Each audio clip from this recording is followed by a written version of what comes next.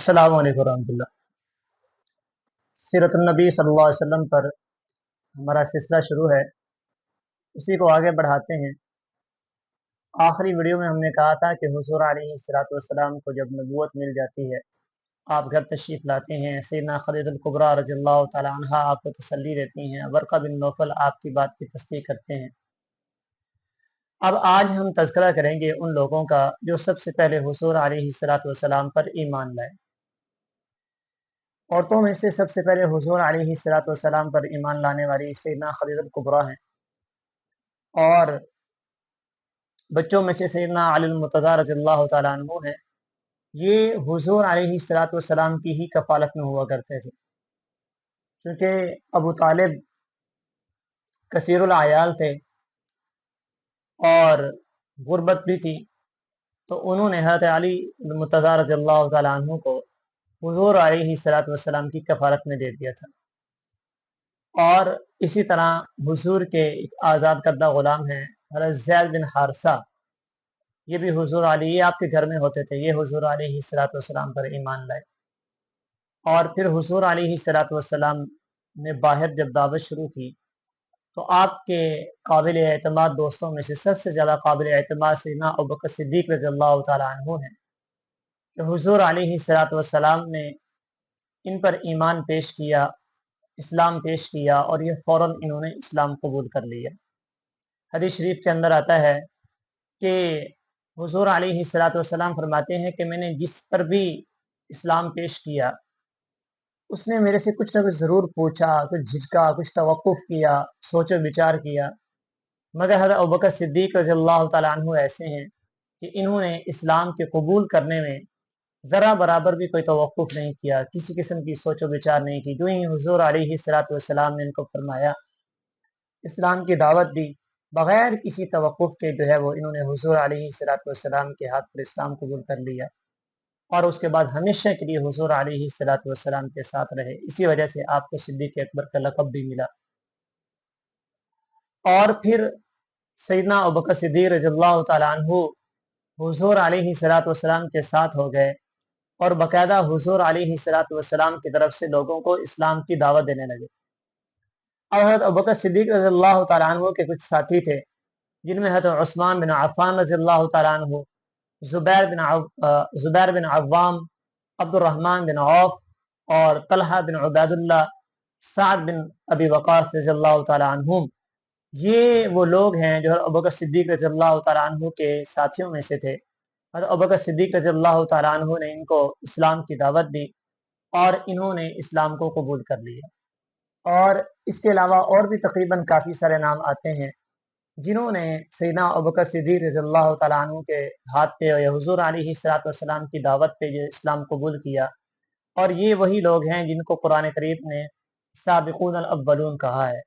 اس کا مصداق یہ لوگ ہیں، جس کے اندر یہ ابو عبیدہ عامر بن جراح، ارقم بن ابی ارقم، مزعون بن حبیب، اور ان کے تینوں بیٹے عثمان بن مزعون، قدامہ بن مزعون، عبداللہ بن مزعون، عبیدہ بن حارث، اور اسی طرح سعید بن زید، عمر بن نوفیل، اور ان کی بیوی فاطمہ بنت خطاب یعنی عمر کی بہن، اور اسماء بنت ابی بکر، اور بھی اس طرح کافی سارے نام ہیں جنہیں حضور علیہ الصلوۃ والسلام کے ہاتھ پہ جو ہے اسلام قبول کیا اور سابقون الاولون کا مصداق کہلائے۔ اور یہ اسلام کے پہلے 3 سال ہیں، نبوت کے پہلے 3 سال ہیں۔ ان 3 سالوں میں حضور علیہ الصلوۃ والسلام نے خفیہ جو ہے لوگوں کو اسلام کی دعوت دی، اور ان لوگوں کو اسلام کی دعوت دی جن پر جناب رسول اللہ صلی اللہ علیہ وسلم کو یقین تھا کہ یہ کسی قسم کی مخالفت نہیں کریں گے، بلکہ جناب رسول اللہ صلی اللہ علیہ وسلم کی بات کو تسلیم کریں گے اور آپ کے ہاتھ پر ایمان قبول کر لیں گے۔ 3 سال گزرنے کے بعد اللہ رب العزت کی طرف سے جناب رسول اللہ صلی اللہ علیہ وسلم کو یہ حکم ہوا کہ اب جو ہے آپ جو ہے لوگوں کو دعوت دیں۔ اللہ نے فرمایا فاصدع بما تؤمر واعرض عن المشرکین وانذر عشیرتک الاقربین، ٹھیک ہے، یعنی جس بات کا آپ کو حکم دیا گیا ہے اس کا آپ صاف صاف اعلان کر دیجئے اور مشرکین کی پرواہ نہ کیجئے، اور سب سے پہلے اپنے قریبی رشتہ داروں کو اسلام کی دعوت دیجئے۔ اس حکم کے بعد جناب رسول اللہ صلی اللہ علیہ وسلم کوہ صفا پر چڑھے اور قبائل قریش کو नाम लेकर पुकारा। जब सब जमा हो गए तो हुजूर अलैहिस्सलातु वस्सलाम ने उनको कहा कि अगर मैं आपको ये खबर दूं कि इस पहाड़ की पिछली जानिब से एक लश्कर आ रहा है जो आप पर हमला करना चाहता है, क्या आप मेरी बात को तस्लीम कर लेंगे? सब ने बेक जुबान होकर कहा कि हम आपकी बात को तस्लीम कर लेंगे, इसलिए कि आप सादिक और अमीन हैं, आपने हमेशा सच बोला है। तो हुजूर अलैहिस्सलातु वस्सलाम ने इसके बाद कहा कि बेशक मैं आपको एक सख्त आज़ाब से डराता हूँ और मैं आपको इस बात की तरफ बुलाता हूँ कि मैं अल्लाह का नबी हूँ।